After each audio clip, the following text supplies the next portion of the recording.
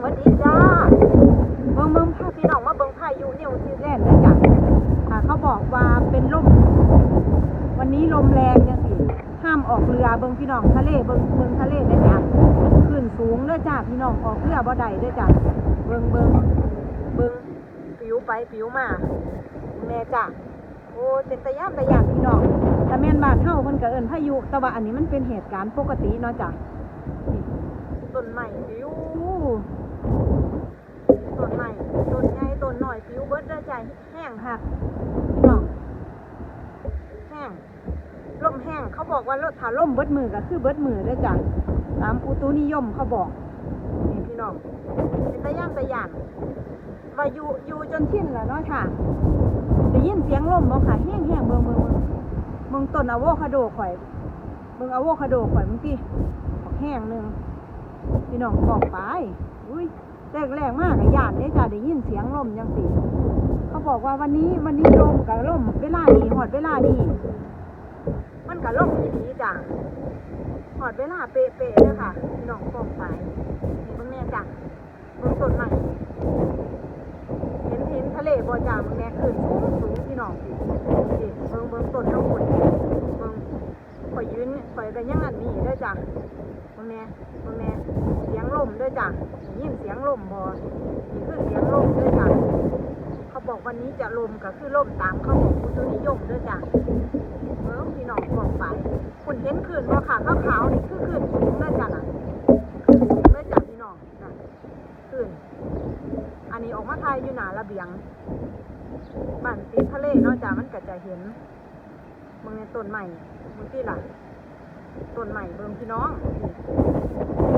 โอ้ยเบิ่งจ้ะมันแห้งขนาดไหนพี่น้องเบิ่งเอาแห้งขนาดไหนมาอยู่แหลกๆกับย่านเบิ่งต้นคริสต์มาสจ้ะคริสต์มาสสปิวแห้งเบิ่งเนี่ยพี่น้องอุ้ยมันเป็นพายุหมุนพุ่นเด้จ้ะมันเป็นฝุ่นเจ้าเห็นคืนบ่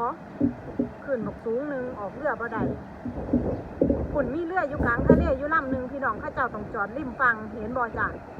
เป็นขาวๆฝุ่นจ้ะมันไก่ข้าเจ้าต้องจอดริมฝั่งเลยจ้ะบ่ได้มันโยกแห้งเบิ่งพี่น้องอุ้ยเป็นระยะ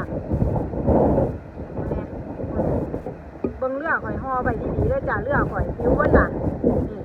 เรือห่อผ้าแน่นพี่น้องห่อผ้าแน่นบัดนี้ฟิวเบิดเบิ่งจ้ะเบิ่งรุดเบิดล่ะจ้ะโอ้ยนี่ล่ะเขาเอิ้นพายุนิวซีแลนด์วันนี้มีลมกับลมคือเข้าวายอีหลีนะจ้ะเสียงลมเสียงหยังพี่น้องเป็นตะย่านพี่น้องพี่แต่ว่าแต่ก่อนต้นคริสต์มาสยวนนี่ต้นนี้ใหญ่ตัดทิ่มด้วยจ้ะก็พอมันล่มจังซี่มันล่มพี่น้องสิเสียงเป็นตะย่านพี่น้องอะโวคาโดข่อยมึงเนี่ยอะโวคาโดฝุ่นต้นใหม่ใหญ่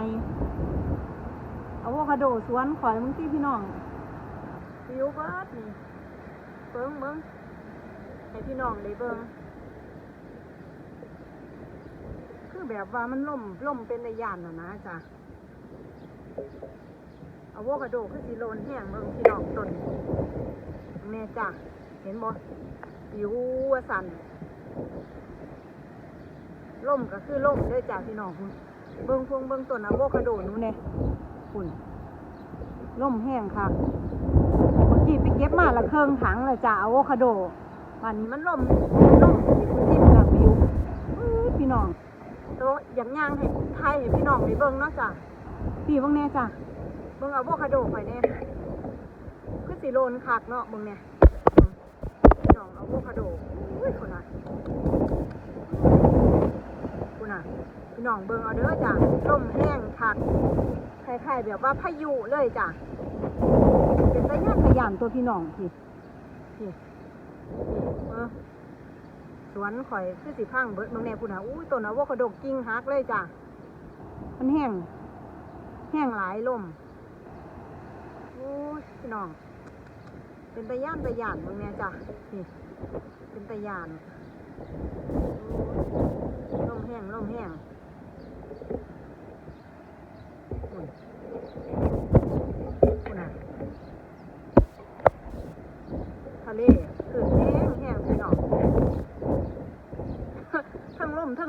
จ้ะไปอยู่ทะเลคอยกระติผิวดำย้อนจ้ะนี่เดี๋ยวพาพี่น้องยางลงไปเบิ่งริมทะเลขักบกล้าไปยืนอยู่ใต้ต้นไม้ใหญ่ได้จ้ะบกล้าได้จ้ะบกล้าอย่ามันลมสบายให้พี่น้องเลยเบิ่งนี่ลงมาจากระเบียงบ้านแล้วจ้ะให้พี่น้องเลยเบิ่งต้นไม้เบิ่งแน่เห็นบ่มันโค่นมาสั่นพี่น้องโค่นแห้งค่ะทะเลโอ้ยพี่น้องแม่จ้ะบางทีล่ะแม่บางแง่โอ้ยแห้งคักพี่น้องพี่ร่มเป็นตะย่านคุณน่ะต้นใหม่ใหญ่จนสั่นเนาะจ้ะจนสั่นน้องพี่น้องพี่เรือเอาผ้าคลุมไว้รุดเบิดเด้อจ้ะเรือเอาผ้าคลุมไว้พี่น้องกองไปพี่น้องกองไปมาเบิ่งสวนเบิ่งสวนล่มนี่จ้ะเบิ่งล่มแห้งบ่จ้ะล่มแห้งบ่เบิ่งลูกพีชล่นเบิดเลยจ้ะลูกพีชอยู่นี่ล่นเบิดเลยจ้ะ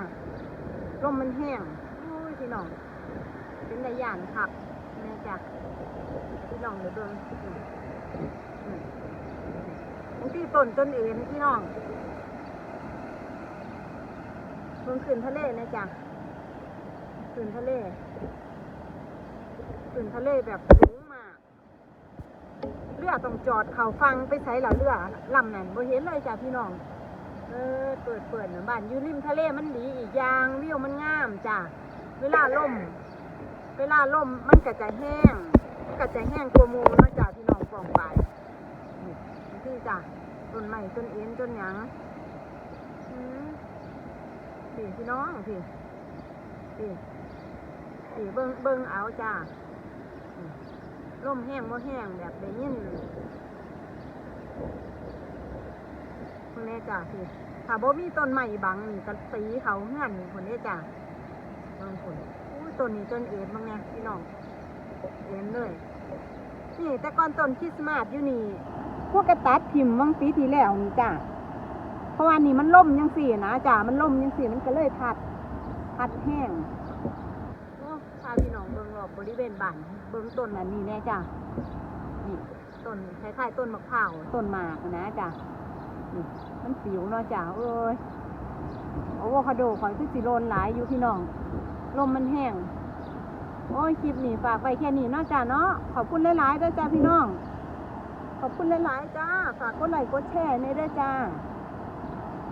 เอาวิว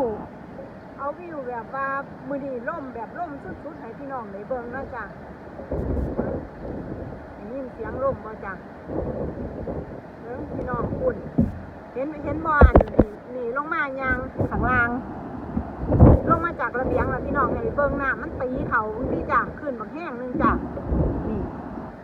ขึ้นแห้งเห็นบ่ขึ้นสูงลมมันแห้งพี่น้องเลยบ้านอยู่ริมทะเลมันดีอีกอย่างมันจะมีข้อเสียอีกอย่างเนาะจ้ะเมืองขุนเห็นขึ้นน้ำทะเลบ่จ้ะเอาวิวงามๆมาให้พี่น้องได้เบิ่งเนาะจ้ะที่เป็นขาวๆนี่ขึ้นน้ำมันตีด้วยจ้ะเมื่อกี้เรือคือพอเห็นเรือละบ้านนี้เรือจอดอยู่กลางนะพี่น้องลมมันแห้งพระเจ้าต้องหาหม้องเขาฟังพี่น้องกล่องไปตรงนี้จ้ะถ้าล่มยังสิลงทะเลบ่ได้เด้อจ้ะเรือกวมเลยเด้อจ้ะพี่น้องกล่องไปเอาวิวเบิ่งต้นใหม่นี่พี่น้องเอาบริเวณรอบบ้านนี่จ้ะว่าจะถ่ายใส่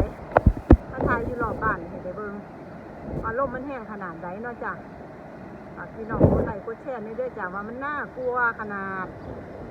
เวลาพายุเขาเจ้าจะบอกวันนี้ลมพายุเขาจังมีฮอดเวลานี่จักโมงยังสิมันจะเป๊ะๆเลยจ้ะถ้าบอกว่าฮอด4 โมงแรงกับ4 โมงแรงหยุดปึ๊บได้จ้ะพี่น้องนี่คืออันพายุเบิ่งพี่น้องคนตะย่านเนี่ยจ้ะ